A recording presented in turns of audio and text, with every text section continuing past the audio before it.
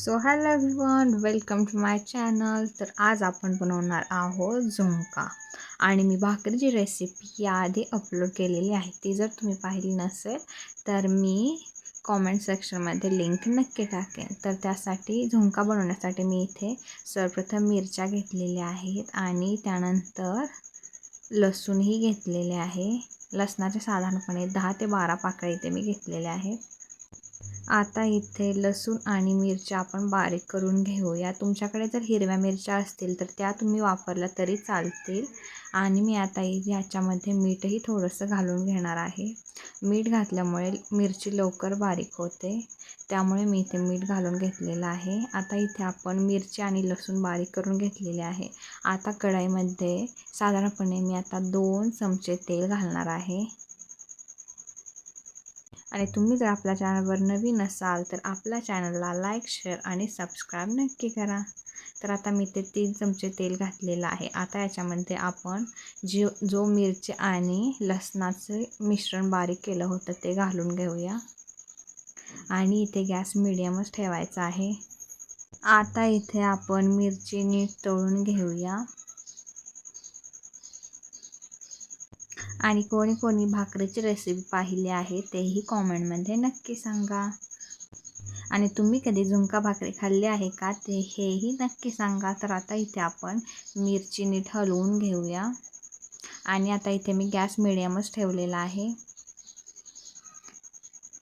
आणि तुमच्या इकडे झुणक्याला काय बनतात हेही नक्की सांगा. आणि झुणका हा फक्त 2 साहित्यात बनतो. एक म्हणजे बेसनचं पीठ आणि दुसरं म्हणजे मिरची. आता इथे मी थोडीशी हळदही घालून घेतलेली आहे.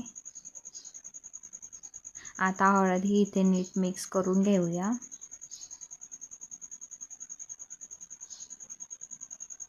आणि तुम्हाला जर कांदा घालायचा असेल झुणक्यामध्ये तर तुम्ही इथे कांदा आधी तळून घेतला तरी चालेल, परंतु मी इथे नाही घालणार कांदा. आता मी इथे जिरे घातलेले आहेत. साधारणपणे 1 चमचा जिरे घ्यायचा आणि अर्धा चमचा हळद घ्यायची. आणि आता हे सर्व नीट हलवून घ्यायचं आणि मी इथे गॅस मिडियमच ठेवलेला आहे. खूप फुल जर तुम्ही गॅस केला तर तुमची इथे हळद करपेल. आता मी इथे पाणी घातलेलं आहे. साधारणपणे 1 तांब्यावर पाणी इथे मी घालणार आहे. आणि तुम्ही जर आपल्या चॅनलवरच्या दुसऱ्या रेसिपी पाहिल्या नसतील तर त्याही नक्की जाऊन पहा. आता इथे नीट हलवून घ्यायचं आणि आता पाणी उकळतंय तोपर्यंत आपण बेसन पिठाचं मिश्रण तयार करून घेऊया. तुम्ही आता पाहू शकता साधारणपणे 7 ते 8 मिनिटांनंतर आपलं हे पाणी उकळलेलं आहे. आता मी इथे 1 वाटी बेसन पीठ घेतलेलं आहे आणि आता त्याच्यामध्ये पाणी थोडं थोडं करून बेसन पीठ पातळ करून घ्यायचं आहे. आणि पहिल्यांदा थोडं थोडंच बेसन पिठामध्ये पाणी ॲड करायचं, जेणेकरून त्याच्यामध्ये गुठळ्या होत नाहीत. तर आता इथे आपलं बेसन पिठाचं पीठ बनवून झालेलं आहे. आता त्याच्यामध्ये त्या गरम पाण्यामध्ये आता थोडं थोडं करून अशा प्रकारे घालून घ्यायचं आणि घालताना सोबतच हलवतही राहायचं, जेणेकरून गुठळ्या होणार नाहीत.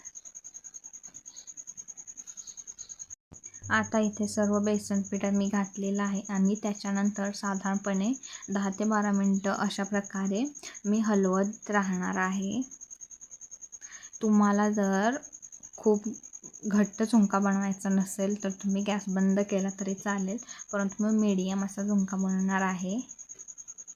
आणि त्यानंतर 5 ते 6 मिनटात मी इथे गॅस बंद केलेला आहे आणि तुम्ही पाहू शकता झुणकाचा कलरही खूप छान आलेला आहे. आणि तुम्हाला जर ही रेसिपी आवडली असेल तर आपल्या चॅनलला लाईक, शेअर आणि सबस्क्राईब नक्की करा.